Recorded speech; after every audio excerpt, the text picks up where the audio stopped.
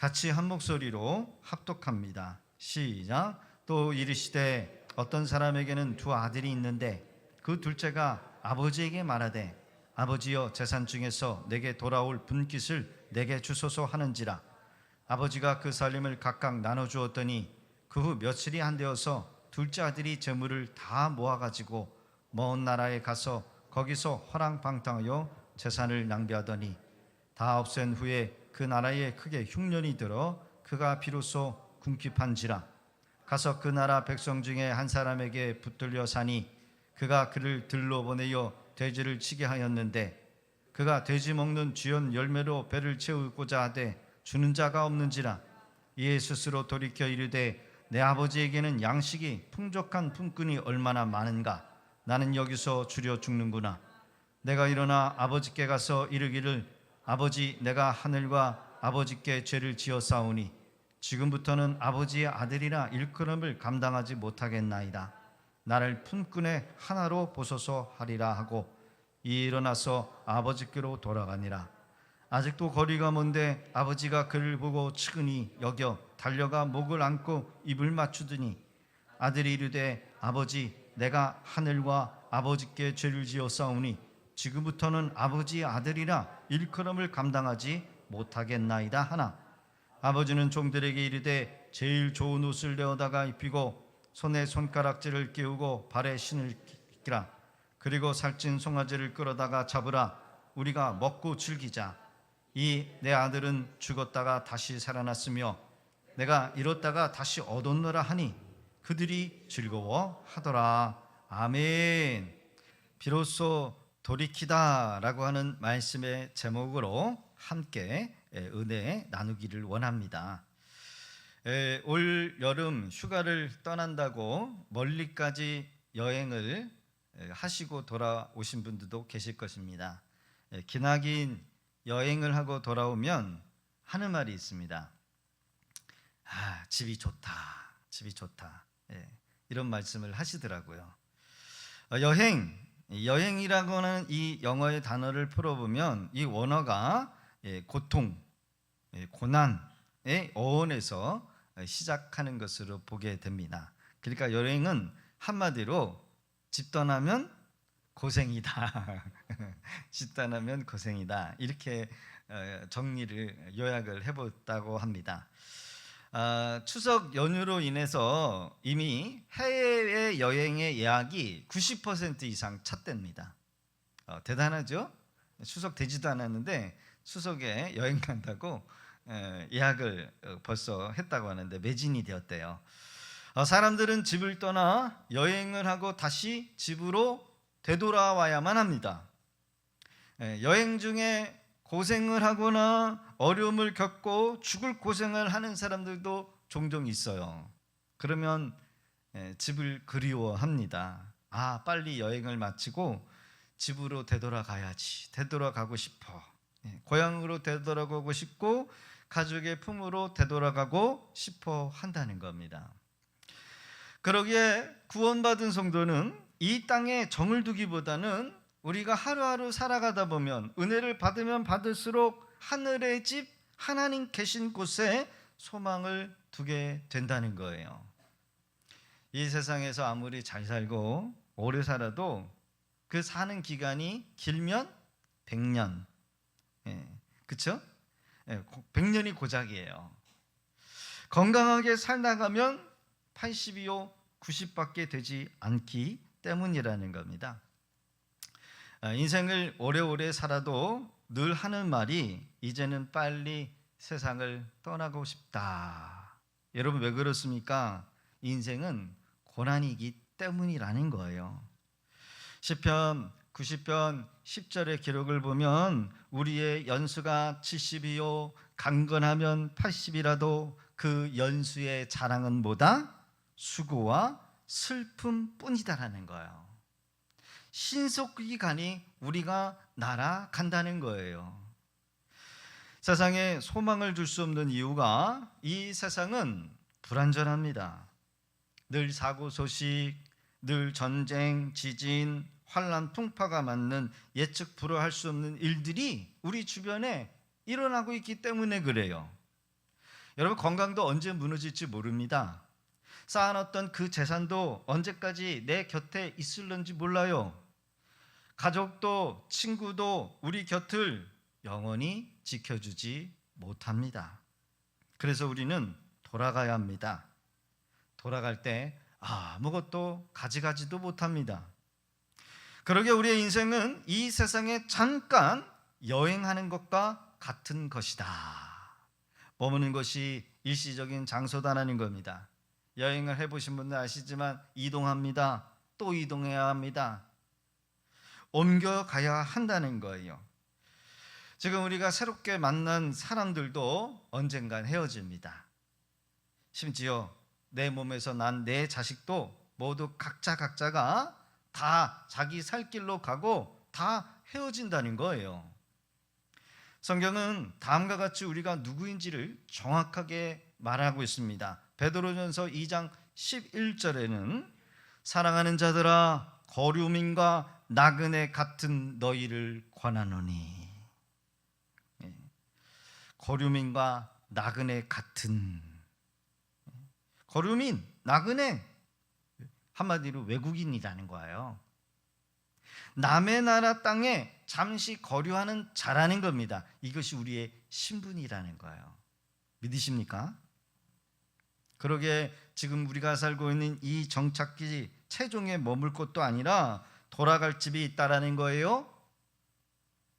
본향이 있다는 겁니다. 그러게 항상 우리 믿음의 사람은 항상 떠날 준비를 해야 한다는 거예요. 가야 할 최종 목적지가 정해져 있다라는 사실을 여러분 기억하실 수 있기를 주의 이름으로 축복합니다. 우리 옆에 인사합니다. 당신과 나는 돌아가야 될 본향이 있습니다. 시작. 인정하십니까? 네, 인정 안 하시는 분 있어요. 아니야, 난 여기서 끝까지 살 거야. 러시아가 낳은 세계적인 작가 톨스토이, 기독교 집안에서 태어나서 기독교 신앙을 일찍부터 가진 모태 신앙인이었습니다. 그러나 그가 말씀 안에서 신앙 안에서의 자유의 해방이 아닌 무거운 짐으로 인식한 나머지 청소년 시절에 무신론의 영향을 받습니다. 하나님 없어, 무신론. 기독교를 떠나고 맙니다. 그 후에 오랜 세월 방황을 하면서 인생의 말년 그는 다시 무거운 짐을 잔뜩 지고 주님 앞에 나오게 됩니다. 그의 나이 55. 그리고 그가 고백한 신앙론의 저서에서 톨스토이는 다음과 같은 고백을 합니다. 나는 지난 55년을 살아오는 동안에 최초의 15년을 빼놓고 기쁨이나 행복이나 안식을 알지 못하고 살아왔습니다. 내가 18세 되던 해에 한 친구는 내게 찾아와 신이 인간을 만든 것이 아니라 인간이 신을 만들었다라고 나를 설득했고, 나는 그 설득에 매료가 되어서 기독교를 버리기로 결심하게 되었습니다. 주님을, 종교를 포기하는 것이 자유라고 생각했기 때문입니다. 기독교를 포기하는 것이 안식이다 라고 생각했습니다. 나에게 기독교는 분명히 속박처럼 느껴졌기 때문입니다. 그러나 이제 내 나이 55세, 나는 내가 버린 어머니 품 같은 신앙의 품으로 돌아왔습니다. 나는 이제 단순히 종교로 돌아온 것이 아니라 그리스도께로 돌아온 것입니다. 그리고 그리스도 안에서 나는 생애 처음으로 진정한 안식을 발견했습니다. 할렐루야. 주님 안에서, 말씀 안에서 그게 속박이고 귀찮은 것 같고 나를 얽매인 것 같고 말씀대로 살아야 돼? 왜 말씀대로 행해야 돼? 속박이야. 내 마음대로 살겠어. 사실 오늘날 몸은 교회 안에 있지만 이 청년 톨스토이와 같은 생각으로 기독교 신앙이나 말씀을 지켜 사는 것을 속박이라고 생각하며 사는 그런 분들도 계셔요. 왜 꼭 주일에 교회 나와서 하나님 앞에 예배를 드려야 해? 왜 10의 1조를 드려야 하는가? 왜 꼭 예수를 믿어야 구원받는 것이고 믿고 신앙생활을 해야 하는가? 내 주관적인 생각도 존중돼야 하기에 예수만 믿고 구원받는 거 너무 강요하지 않았으면 좋겠어. 신앙은 자유 아니야? 라고 여러 가지 생각하는 그런 분들이 계셔요. 아니, 율법이가 폐지가 되었는데 현대 시대에 맞게 자유할 수 있는 것 아닐까? 아닌가? 오늘 본문을 보면 아버지의 재산을 가지고 집을 나간, 그리고 아버지의 간섭을 받지 않는 먼 곳으로 떠나 그곳에 가서 허랑방탕하게 재산을 소비한 둘째 아들이 있습니다. 누가복음 15장 12절과 14절에 기록보니까 그 둘째가 아버지에게 말하여 아버지요, 재산 중에 내게 돌아올 분깃을 내게 주소서. 아버지가 그 살림을 각각 나누어 주었더니 그 후 며칠이 안 되어 둘째 아들이 재산을 다 모아가지고 먼 나라에 가서 거기서 허랑방탕하여 그 재산을 낭비하더니 다 없앤 후에 그 나라에 크게 흉년이 들어 그가 비로소 궁핍한지라. 둘째 아들이요, 재산을 모아가지고 먼 나라에 왜 갔습니까? 아버지의 간섭을 받지 않으려고. 가끔 이런 생각을 합니다. 아무리 말을 해도 말을 듣지 않는 경우가 있어요. 그래서 크게 낭패를 경험하는 것, 그것도 신앙의 교훈, 중요한 교훈이 될 것이다 라는 그런 생각을 해봅니다. 탕자의 아버지, 둘째 아들의 이 결말 어떻게 될는지 몰랐을까요? 아마 아버지는 너무나도 잘 알고 있었습니다. 너무나도 뻔히 이 탕자가 잘 되기보다는 망할 것을 아버지는 알았어요. 그래서 그 아버지는 알면서도 탕자에게 그 살림을 나눠 주었다는 거예요. 그러게 탕자의 비유는 하나님 없이, 하나님을 멀리, 말씀을 벗어나는 인생들이 직접적으로 실패를 경험한 후에 그 이후에라도 되돌아오는 한이 있어도 이것은 반드시 한 번은 필요하다라는 것을 허락한 것이 아닐까. 여러분, 그러나 실패를 경험하지 않고 살아가는 것이 지혜지요. 꼭 뜨거운 것을 맛봐야 여러분 다시는 뜨거운 거 붙잡지 않는 그런 생각하면은 어리석은 거죠. 한번 칙살나게 망해봐야 정신을 차리겠다, 이거 아니라는 거예요.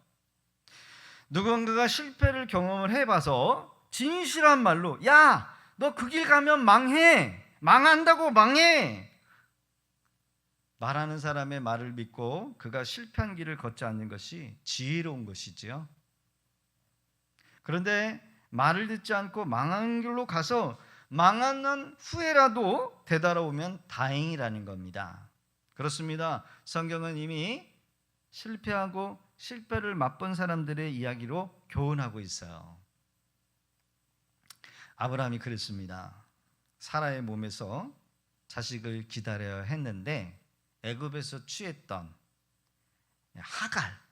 하갈을 통해서 아들을 한번 안아보려고 이스마엘을 출산합니다. 나중에는 그 이스마엘의 그 후손들이 평생을 이스라엘 백성들의 가시 노릇을 해요. 지금도 가시 노릇을 해요. 약속의 땅에 흉년이 드니까 애굽으로 내려갑니다. 거기서 바로 왕에게 아내를, 사례를 누이라고 속여서 첩으로 줘요. 밤에 아내를 줘요, 바로 왕에게. 그 실수지요. 여러분, 아내 사례는 약속을 받은 사람이지요.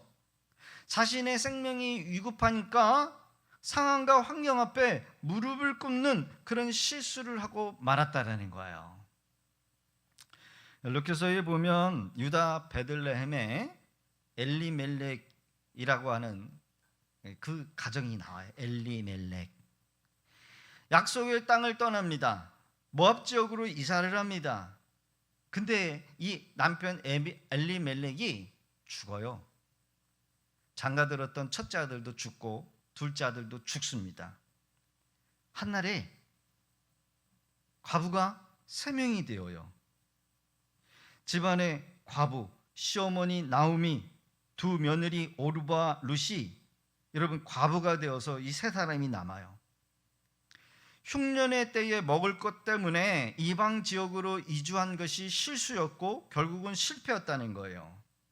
망하는 곳, 망할 곳으로 흘러 내려와서도 그 가족을 향하여 하나님께서 뭐라고 선지자를 보내거나 말씀하지 않으신 것을 봅니다. 오늘 본문의 탕자의 아버지도 탕자의 결말을 알았습니다. 그가 망할 것도 아셨습니다. 그런 의미에서 이 탕자는 지혜로운 사람보다는 어리석은 사람이었지만 오늘을 살아가고 있는 우리에게 너무나도 큰 교훈을 주고 있다는 거예요. 우리도 실패와 낭패와 패배를 하지 않고 살아가야 되는데 말씀을 붙잡고 사는 것이 실감이 되지 않을 때가 있어요.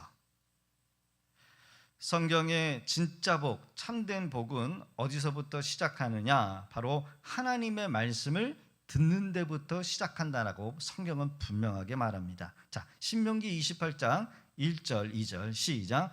내가 내 하나님 여호와의 말씀을 삼가 듣고 내가 오늘 내게 명령하는 그 명령을 지켜 행하면 내 하나님 여호와께서 너를 세계 모든 민족 위에 뛰어나게 하실 것이라. 내가 내 하나님 여호와의 말씀을 청종하면 이 모든 복이 내게 임하여 내게 이르리니. 할렐루야. 여러분, 모든 복의 시작이 하나님의 말씀이 선포되는 곳, 그것이 복이 임하고 복이 시작되는 것을 보게 된다는 거예요. 그러기에 복된 것을 멀리하면 우리의 인생의 문제가 여러분 조금씩 어려워지는 거예요. 문제가 서서히 일어나게 된다는 겁니다. 반대로 여러분, 아무리 큰 문제, 우리의 인생에 큰 문제를 가졌다 한다 할지라도 우리가 하나님의 말씀이 선포되는 곳을 가까이 하면 문제는 문제될 게 아니라는 거예요. 믿으십니까? 누가복음 15장 13절과 14절의 기록을 보면 그 후에 며칠이 안 돼요. 둘째 아들이 재물을 다 모아가지고 먼 나라에 가서 거기서 허랑방탕하여 제사를 낭비하더니 다 없앤 후에 그 나라에 크게 흉년이 들어 그가 비로소 궁핍한지라. 집을 떠난 탕자, 아버지를 떠난 탕자에게 무슨 일이 일어났습니까? 며칠이 안 되어서 자신이 원하고 자신이 바랬던 그 행복 같던 일들이 있을 것 같았는데 그 시간과는 달리, 기대와는 달리 자기가 의지하고 누렸던 것들이 갑자기 아무것도 없는 완전한 소멸이 되게 되었다는 거예요.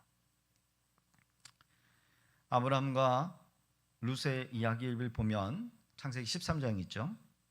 교만한 인간의 모습이 이와 같다라고 생각하게 합니다. 롯은 아브라함으로 인해서 거부가 되었습니다. 엄연한 사실은 아브라함이 복의 근원이 되었기 때문에 그래요. 롯이 아브라함을 떠나는 순간 롯이 누렸던 모든 복이 여러분 유지가 되어지는 것이 아니라 사라지고 맙니다. 결국 그가 선택했던 소돔성과 고모라성이 멸망의 성으로 여러분 되어지기까지 그는 몰랐다는 거죠. 때로는 우리가 취하고 있는 물질이 내가 잘나서 내 능력으로 얻어진 것으로 착각하고 교만할 때가 있습니다. 하나님께서 내게 허락해 주신 것이고 하나님께서 내게 주신 것임을 깨닫지 못하고 복의 근원지에 있었더나 멀리 하나님의 간섭이 없는 곳으로 향하여 내 마음대로 내 생각대로 내 뜻대로 살아보겠다라고 교만을 떠다가 낭패를 당한다는 거예요. 14절의 기록을 보면 다 없앤 후에 그 나라에 크게 흉년이 들고 그가 비로소 궁핍한지라. 여기서 여기 단어를 보면은요, 다 없앤 후에 그 나라에 흉년이 들어요. 그가 비로소 부사, 비로소라고 하는 부사를 기록한 이유가 뭘까요? 비로소.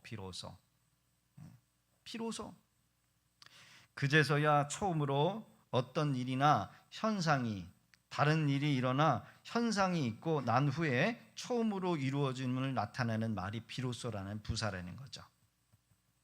성경에 비로소라고 하는 단어를 사용하는 이유의 의미가 뭘까? 첫 번째로는 이 탕자는 단 한 번도 이러한 일을 겪어보지 못했다라고 하는 의미예요.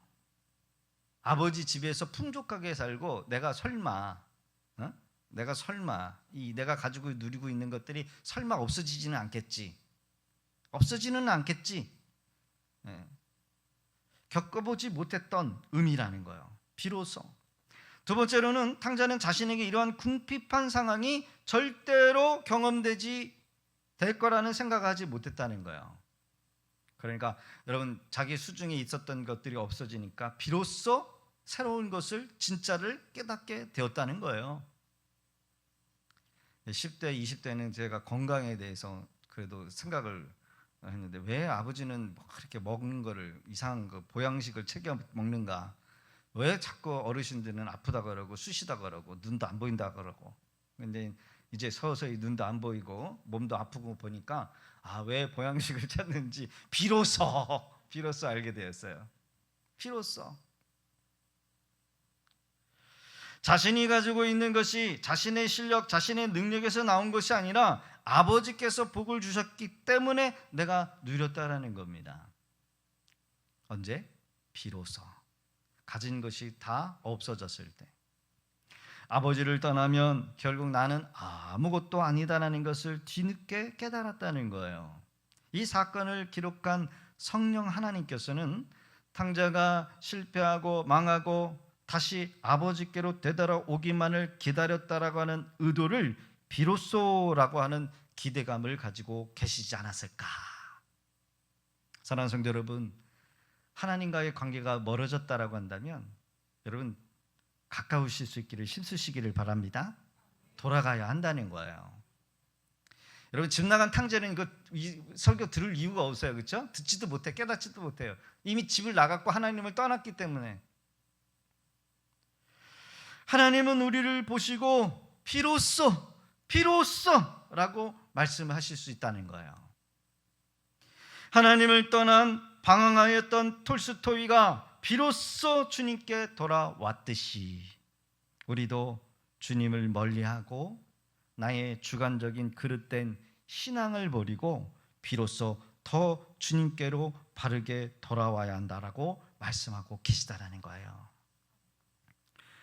말씀을 떠나 많은 시행착오를 겪고 나서 돌아오기보다는 말씀 안에 올곧게 그 말씀을 믿고 순종함으로 주님을 기쁘시게 해야 한다는 겁니다.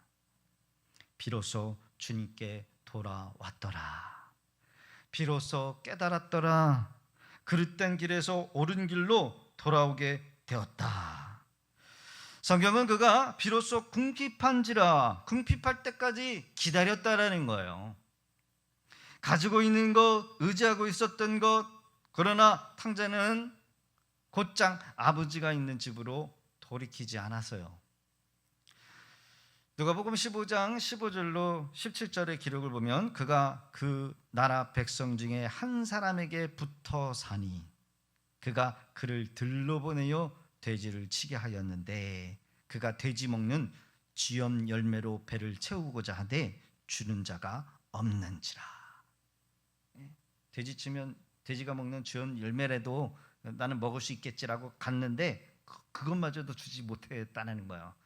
그러니까 그때도 비로소 이제 아버지를 생각하는 거죠. 17절 시작. 이에 스스로 돌이켜 이르되 내 아버지에게는 양식이 풍족한 품꾼이 얼마나 많은가. 나는 여기서 주려 죽는구나. 여러분, 왜 돌이킬 수 없는 것일까요? 그나마 쥐염 열매라도 먹을 것이 있다라고 하는 소망 아닌 소망을 품었기 때문에 그래요. 여러분, 이 땅에서 하나님 없이 그것을 소망을 품으면 여러분 누가 주지도 않아요. 여러분, 우리가 직장 생활에서 열심히 직원으로서 일을 하지만 사장님이 우리를 부욕해 돈을 더 많이 줍니까? 일을 더 많이 하면 당연한 것이지 더 많이 한다고 여러분 돈 더 많이 줍니까? 결코 그렇지 않아요. 지난 여름에 어머니가 계신 양평 집에 가을쯤인가요? 도토리가 떨어지는 때는 언젠가요? 예? 가을? 그렇죠. 가끔 멧돼지가 이 먹을 것 때문에 내려옵니다. 참나무, 도토리 땅에 떨어지기 때문에 이 멧돼지가 이 도토리를 먹기 위해서 땅을 치다 엎어요. 힘이 얼마나 좋은지 한 100만 대 되는 그 묘지가 있는데 그 묘지의 산소를 다 뒤집어 엎었어요. 그래서 나는 무슨 그 포크레인 같은 게 와가지고 다 미는 줄 알았어요. 땅을 다 엎어버렸어요. 힘이 너무나 좋아요. 한 마리만 온 게 아니라 여러 무리가 와가지고 땅을 다 치다 엎어버렸어요. 왜 엎었어요? 도토리 주워 먹으려고. 여러분, 돼지의 입장에서는 도토리가 땅에서 나는 줄 알고 땅을 다 파헤쳤다는 거예요. 그래서 여러분, 도토리는 땅에서 나오는 것이 아니라 나무에서 떨어지는 거야, 이렇게 말해주고 싶더라고요. 멧돼지한테 팻말을 걸러가지고, 멧돼지야, 도토리는 하늘에서 떨어지는 거야, 나무에서 떨어지는 거야, 땅 파지 마. 여러분, 알아듣습니까? 못 알아먹어요.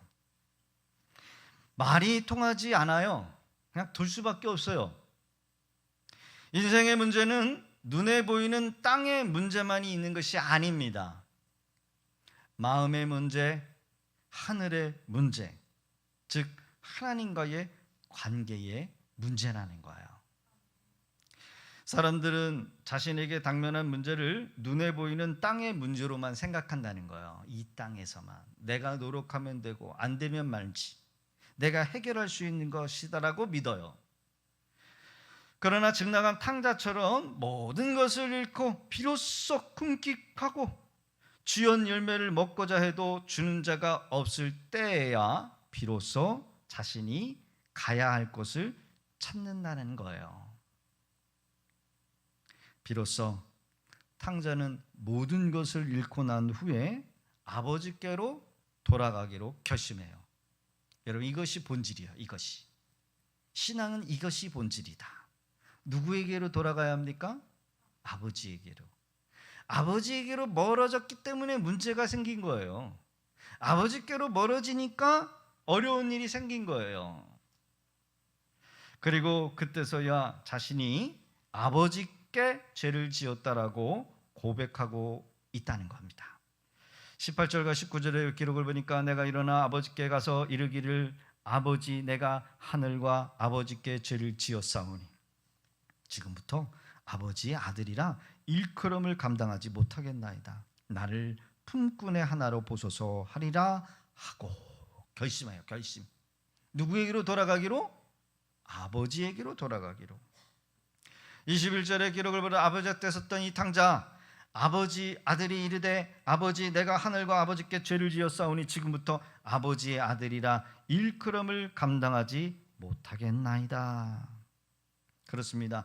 비로소 이 아들은 자신이 하늘과 아버지께 죄를 지었다라는 사실을 깨닫게 되었다는 거예요. 우리가 평상시 이게 무슨 죄일까 하는 것도 하나님께 깊이 기도를 드리다 보면 죄라고 느끼는 것이 너무나 많아요. 하나님 앞에 물어보지도 않고 무언가를 결정하는 것도 죄고요, 하나님 생각대로 하지 않고 내 생각대로 하는 것 또한 죄라는 것을 알게 됩니다.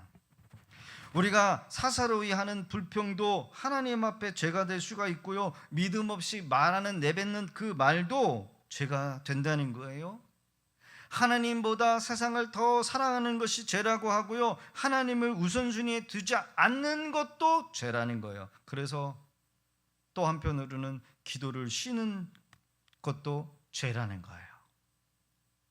사무엘상 11장 23절에 나는 너희를 위하여 기도하기를 쉬는 죄를 여호와 앞에 결단코 범하지 아니하고. 나오미의 이야기를 한번 해봅니다. 나오미 모든 것을 잃고 난 후에 고향 땅으로 되돌아오는 나오미. 자신을 향하여 나오미다라고 부르는 자들을 통해서 향하여 나오미는 나를 더 이상 나오미라 부르지 마라, 기쁘다라고 말하지 마라, 나를 말하라, 쓰다.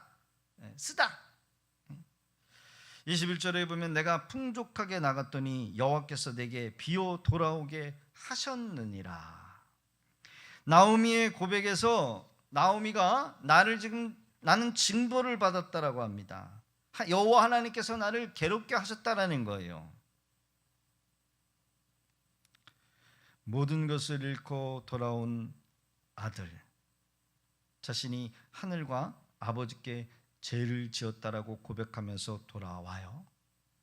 나오미는 자신을 이렇게 망하게 한 것이 여호와 하나님께서 나를 비어 돌아오게 하셨고 징벌하셨다라고 그렇게 고백을 해요. 우리 하나님 아버지는 어떤 고백이든 주님의 품으로 돌아오는 자에게는 은혜를 베풀어 주시는 줄로 믿습니다. 과거를 다 기억지 마시고 기억하시지도 않으시고 20절의 기록을 보면 이에 일어나 아버지께로 돌아가니라. 아버지께로 돌아가니라. 그가 비로소 모든 것을 다 잃어버렸을 때, 자기가 소중하다고 생각했던 것, 붙잡으려고 했던 것, 노력해서 붙잡으려고 했던 그 모든 것들을 비로소 다 잃어버릴 때 진짜 중요한 것이 무엇인지를 알게 된 거예요. 아직도 거리가 먼데 아버지가 그를 보고 치근히 여겨 달려가 목을 안고 입을 맞추니. 아들은 아버지께 돌아가요. 아버지는 아들을 기다리는데 거리가 먼 곳에서부터 아들을 기다리고 있었다는 거예요. 여러분, 아버지가 기다리고 있었다는 얘기는 뭐예요? 그 아들 탕자가 돌아올 것을 바라보면서 기다렸다는 거죠. 그렇죠? 차라리 어디 가서 죽었다고 하는 소식이 들렸다면 기다리지는 않아. 그런데 이 아들이 분명히 재산을 가지고 뻔히 망할 것을 알고 있었기 때문에 언제 망할까?